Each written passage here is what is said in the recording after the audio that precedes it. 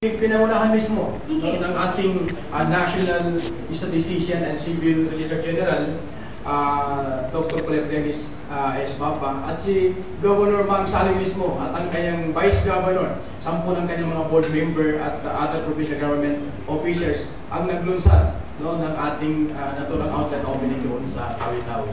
Okay, so napakagandang balita po yan, Sir, para lalo po nating mailapit ang serbisyo po ng PSA, lalong-lalo na po sa ating mga island province dito po sa inyong rehiyon.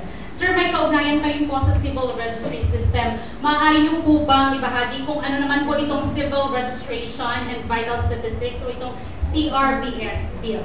Siya alam mo ang ating CRVS bill o ating CRVS law is ginawa yan, wala pa tayo sa mundo. Way back 1930s pa ang ating CRS laws. So siguro kailangan itong linangin muli. So kaya ang aming dasal sa ngayon is the Civil Registration and Vital Statistics o ang ating CRVS bill, kung saan ito isa sa pangunahing bill ng Philippine Legislators Committee on Population and Development ng 19 or priority legislative agenda na ito during this 19th Congress. So the House of Representatives Committee on Population and Family Relations unanimously approved last February 20. Okay. So the bill aims for a more comprehensive, inclusive, and efficient CRVS system that cater to the needs of the most vulnerable sector of the society. So pag mangyari po ito, magkaroon tayo ng free registrations of birth, death, and marriages for first-time registrants mo natin.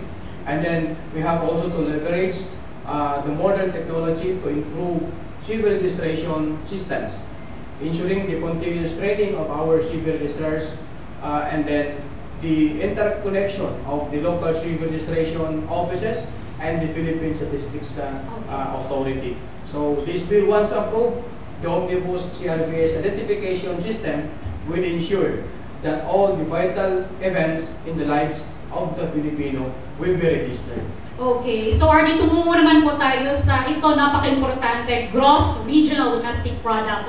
Kumusta po ang estado ng Bangsamoro Region kung ang pag-uusapan po natin ay itong GRDP, sir? Isa rin po ito sa mga malaking gawain ni PSA na aming pag-compute, ating pag-compute ng ating gross regional domestic product, which is a tool to monitor the economic performance of a region.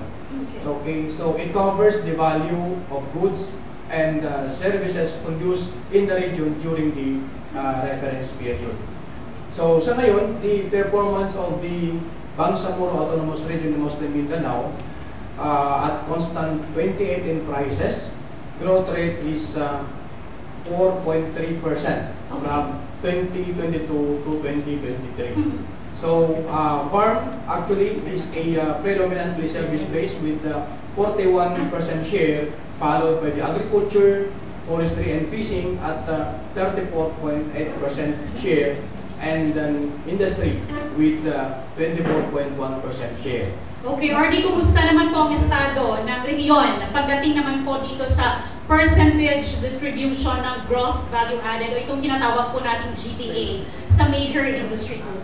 Okay, pagdating po sa ating GVA, so in terms of percentage distribution in by major industry group, BARM is again, sasabi ko rin, predominantly service-based with the 41% share of the 900 or 292.2 billion total economic outputs of the region, followed by the agriculture, forestry and fishing with 34.8% share, and industry with 24.1% share. So the gross value added in agriculture, forestry and fishing in 2022 was 99,106,452 and 101,809,705 in 2023, which means we have an increase of about 2.7% our growth rate. Okay, so ngayon naman po, Arnie, ano pa po ba ang mga nakatakdang isagawa o ways forward po ng inyong opisina para po sa mamamayan dito po sa Bangsamoro Region? Maraming salamat siya dahil na sa ngayon kasi meron din tayong ginagawang monthly, meron tayong ginagawang activity of the